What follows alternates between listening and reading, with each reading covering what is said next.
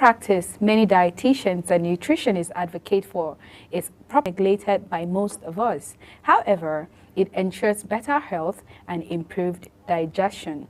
The principles of food combination revolved around the idea that an incorrect food pairing can have a negative effect on health, overall digestion, and overall nutrition. A contradictory food item pairing like orange juice with a glass of milk or sugar and fat can hinder digestion. Similarly, combining fresh fruit like bananas with milk may lead to a stomach ache.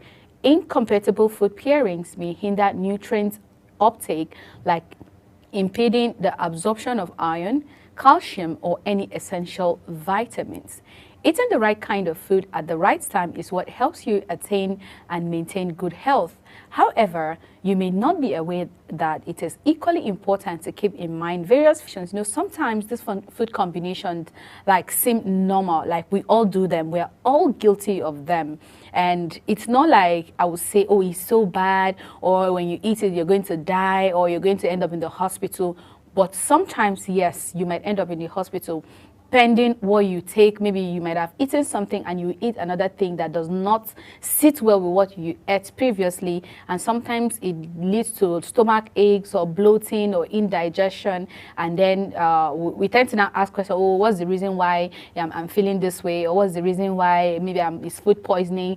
To be honest, sometimes it's not just you going out and eating and then maybe you feel like, oh, maybe someone poisoned me or something. Sometimes we eat, it's a regular thing you eat. We know that you eat it and then it doesn't affect you today, but it can affect you tomorrow. That's because you take those food combinations consistently. So today we'll look at some of this food combination we love, but of course it is not healthy. Hello and welcome to another week here on Launch Global. I am Chunk Annamel Joseph. We'll quickly go on a short break, and when we come back, we'll look at those combinations today. So stay tuned.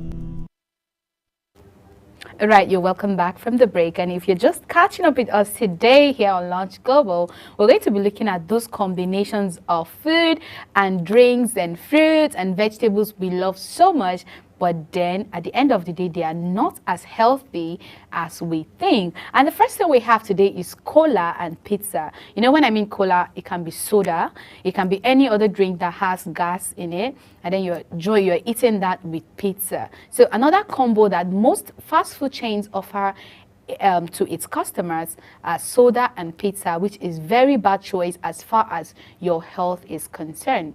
Pizza is loaded with starch and proteins, which slows down digestion, and high amounts of sugar from cola further makes your digestion very, very sluggish. So this combo, most of the time when you go out to any pizza spot, anywhere you get your favorite pizza, that what comes with it is either you maybe pick water, or the combo comes with soda, any of the soda at all. Now that is like a high sugar content drink, but advisably, if you want to take your pizza, you can take your pizza with fruit juice. Fruit juice, can take it with smoothies, but then sometimes you don't tend to like smoothies for you to enjoy with your pizza. That's because smoothies tend to be very thick. You need something a little bit more watery, and that's why I would advise that you can go in with your normal water, or you can go in with any juice. But as far as you can concern, not just any juice, fruit juice,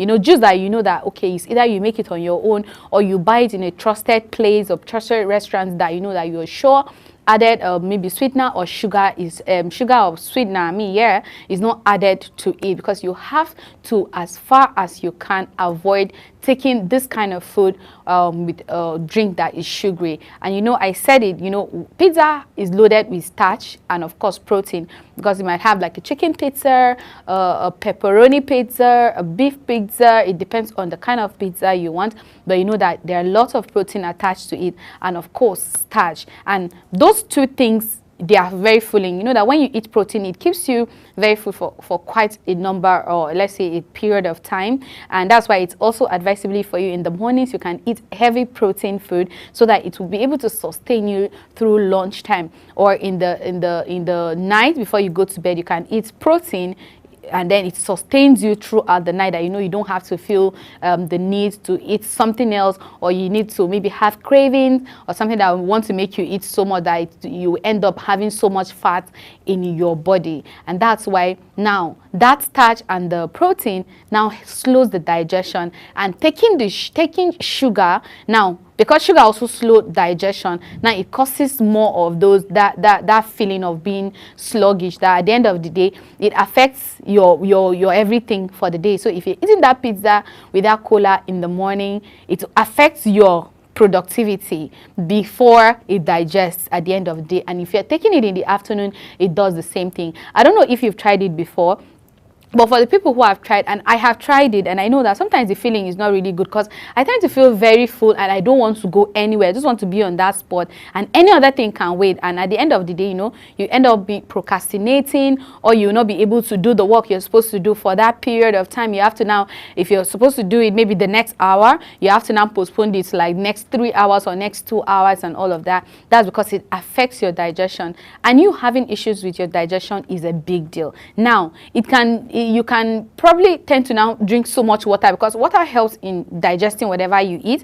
Now, it's either you have to now be drinking so much water, or at the end of the day you end up with a bloating belly, and you still have to now start trying to find medication. What are you going to take for the bloating, and this and that and this and that, and then it causes you a lot of discomfort at the end of the day. Moving on is juice and cereal. And I was like, for crying out loud, how can people take juice and cereal? I thought maybe it's best to take cereal with milk, and it depends on the milk. I'm going to come to that, and I'm going to say the reason why I said that. And so you can't just have your cereal probably with milk, and the next minute you are taking juice, or you are combining your cereal with juice instead of combining that cereal with milk. If you are thinking that a glass of juice along with your breakfast cereal is going to give you much needed energy for the day, well, that may not be true. The acids in fruit juices like orange juice hinder the breaking down of carbohydrate by affecting the enzyme's activity. Milk contains casein, and orange juice contains acid.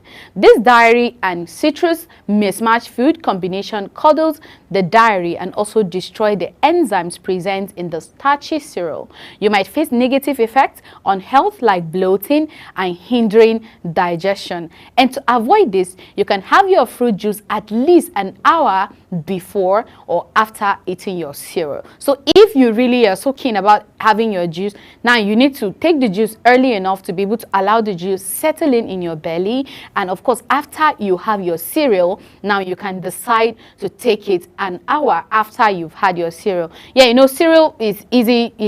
I think it will let the food settle in, or whatever it is, the dairy, it will let it settle in, and after that you can now go in with your juice. That is a really, really bad combination, because you cannot be adding casein and then acid at the same time. We know how acid is. If we hear acid on a normal day, when I hear acid, and I'm like that's like a deadly thing. I remember then when I hear acid, I just feel like acid kills. Anything acid is like it kills.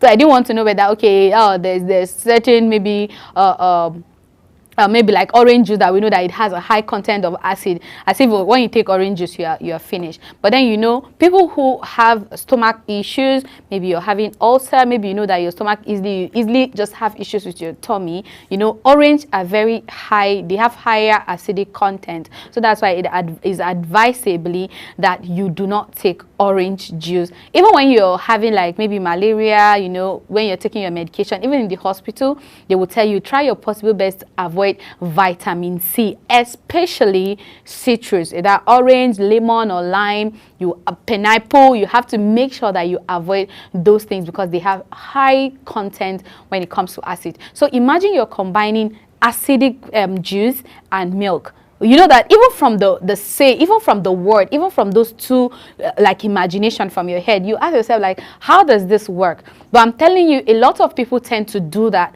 But the advice here is, it's not like we're saying that you shouldn't take your juice. No, why not? You have to, because it is important. You also need the fruits in your body, and you also need the food in your body at the same time. So you can have your juice before on or before your cereal. It can be 1 hour before your cereal, and it can be 1 hour after your cereal. Now, another combination that is also not good, and most of the time we do that, is sugar, fats, and salt. You know, having to combine all of this together, it is super dangerous. But sometimes we don't see them because it can be in our food. We have fat, we have salt, and then at the end of the day, we'll still go in with sugar. You know, you have all to combine all those three together at the same time.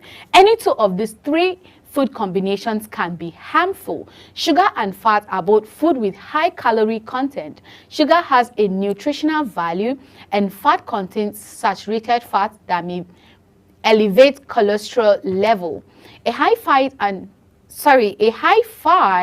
high sugar combination of food, if taken in excess, can increase the risk of diabetes and obesity. Try cutting down on your sugar intake with a black coffee, or opt for low-fat options like low-fat milk. Now, salt and fats can be harmful too, just as I said earlier, and this is because salt causes water retention in the body and may elevate blood pressure, while fat may elevate cholesterol level. You can instead try healthier forms of fat like olive oil instead of the normal vegetable oil. High sugar and high salt is another combination that many people enjoy, but it inevitably leads to weight gain. Example of such food includes certain candy bars and pastries. High sugar and high carbohydrate break confectionaries like bread are also not good for your overall health. What you can do instead is make your own granola bars. And to make granola bars is not even a big deal. But should, in case it is like quite maybe stressful and you don't have time to do all of that together, I always say that when you go out to buy your granola bars, or you're going out to buy your bread, you have to make sure you check the level, because when making bread, you know, we know that there's sugar, there is salt, and there is butter, and butter is fat. And sometimes even when they're making, you know, you add extra things to it and all of that. So sometimes you have to make sure you check the label, you know, the ingredient that is being used to produce that, and then you have to make sure that, oh, is it a very low dairy that they used to make it, or it is this, or it is that. So you have to be very careful. And of course, you have to be very intentional when it comes to that. When you go out to buy things, I know that a lot of people, we don't check. We just go out, we just buy it because, oh, maybe someone will recommend this for you, or somebody will recommend. It is not healthy. You know, even young people now at the very young age, you notice that this person is this young, this person is in their maybe early 30s or in their mid 30s, and they're already diabetic, and you're wondering, I thought that illness is meant for like older people. Yes, the case might not always be because, oh, you're not eating the right thing, or you're eating too much sugar. I wouldn't say that's the case at all times, but it is one of the major reasons why most of the time people end up diabetic, because, you know, you don't watch it, you just eat and enjoy the moment. But then you forget that as time goes on, your health gets affected. You know, there's weakness, your immune system is weak, and then you tend to just forget the healthy eating habit that you're supposed to like be like a pro when it comes to being so concerned about your health. So please, we don't have to always forget to check our label. Let at all times when you want to buy things in the store, you want to buy your granola bars, you should make sure you check the ingredients, I mean the contents that are in that granola bar. And if not, the perfect thing and the best thing to do is to make your granola bars by yourself. And making granola bar is super simple. You can have it, put it in a container, and anytime you want it, you can just enjoy it. On that, you can use your nuts, your seeds, your oats. You just mix everything together, and then it's just perfect. To make granola bar is that easy. So you might decide to just want to give it a try one of these days, so you be able to help yourself and, you know, assist your health at the same time. You need to be intentional when it comes to looking out for yourself. Another thing is combining wine and desserts. Combining wine and desserts, particularly sweet ones, is discouraging, and I will personally discourage that. I know a lot of people are guilty of that. I'll just say we are all guilty of that, but it can be corrected. The combination corrects a constructing sensory experience that the tannins in wine, especially red wine, interact with the sugars in the dessert. Tannins are compounds found in the skin, seed, and stems of grapes. These have astringent properties and cause bitter sensation in the mouth. This bitterness intensifies when paired with sugary desserts. Further desserts can make wine taste overly acidic and diminish its overall flavor. Ideally, desserts are best enjoyed with wines that are sweeter or have a residual sugar content. Opting for a dessert wine or a wine with a low tannins content can enhance the overall dining experience, as it helps create a harmony between flavors. Further, desserts can make wine taste overly acidic and diminish its overall flavor, which I said earlier. And then the best thing is for you to opt out for the ones that you know that they are dessert friendly. Now, when I'm not saying that you shouldn't take wine with your dessert, it's super okay.